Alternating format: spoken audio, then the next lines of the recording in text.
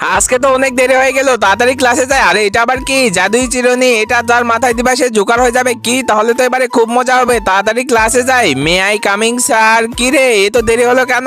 Sir, আমার সাইকেলের চাকা পাঞ্চার হয়ে গেছিল, সেই জন্য। তোর কোনো বাহানাই শুনবো না। দেখি তোর হাতটা দেখে, এই নে এই নে, যা যা জায়গায় বসে পড়। ঠিক আছে স্যার। বল্টুকে তো খুব মারা মারলো। হ্যাঁ, আজকে তো খুব মজা লাগলো।